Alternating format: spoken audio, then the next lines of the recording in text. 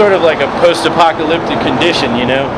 All the major labels, all the big bands, all the famous people, you know, all the sex, drugs, and rock and roll, as it were. You know, now we're responsible for buying all that stuff ourselves.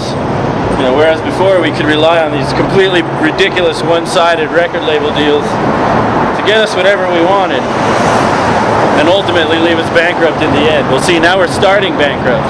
So now everybody has to be honest, and everybody has to work hard, and everybody has to make a living.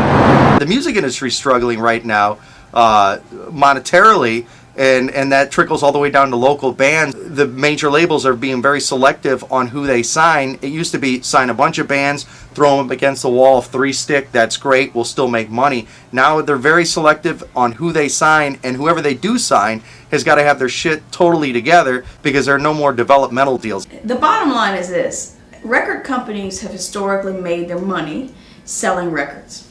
We're not selling records. So do the math. It takes $1 million, $1.5 million to make an album, try to market and promote an album. Radio's expensive, marketing and promotions is expensive. They spend $1 million, $1.5 million at least to do a record. And then they sell, if they're lucky, 60,000 units. And we give away, whether we do it voluntarily or not, 2 million. People are gonna bootleg, people are gonna rob, people are gonna kill, people are gonna steal, people are gonna bootleg music, man. People trying to eat out here, so, you know, my whole thing is just to keep grinding, but my grind ain't affected by that. The illegal downloads is really the artists giving their music away. It's not nobody really bootlegging. It's a lot of bootlegging, but the bootleggers who they get the music from. I can go on any website and Google a new artist and download their single and put it on my site. But the reason why the single is available, because the artist made it available because he was trying to promote his record.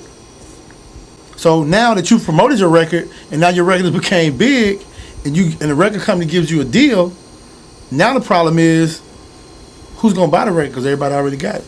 If you ask me, I don't give a shit if kids want to get it for free. I don't care because I got it for free. I got it when I didn't have any money. I found a way.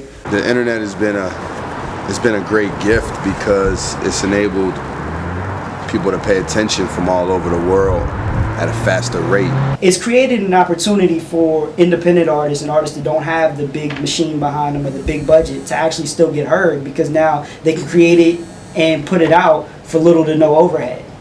But also at the same time, it's created a challenge for the big machine, because it's like now there's so much out there to compete with that you have to make sure you still make your stuff unique and special and really lock into your consumers. You know, it's really created this weird, different time. It's a new day, you know what I mean? And clearly we know records aren't selling the way they used to, but they are still selling.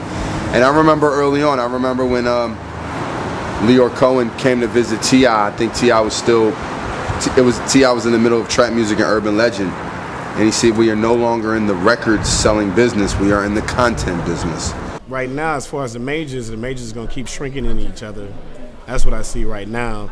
And I'm seeing a lot of people are really doing their own grassroots distribution in their own companies right now. So it's leaving that open for a lot of endless possibilities. And it's going to make things very competitive. Independent and major, between both.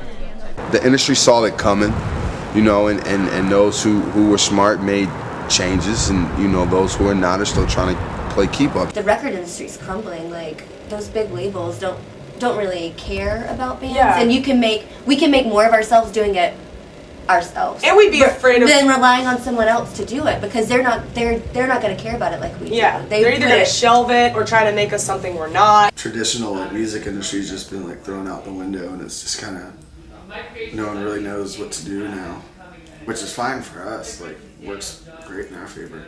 Major record people are douchebags. You know, their whole thing's all about money, money, money, as opposed to a lot of these little labels here and stuff like that. It's not about, oh, can we sell 5,000 or 10,000 of these records? It's like, no, we really like this record, we're gonna put it out and just do it, as opposed to, you know, major labels needing to make a shitload of money on something. You know, like, we'll take that risk. And then here, it's just, I don't know. Major labels are like Target.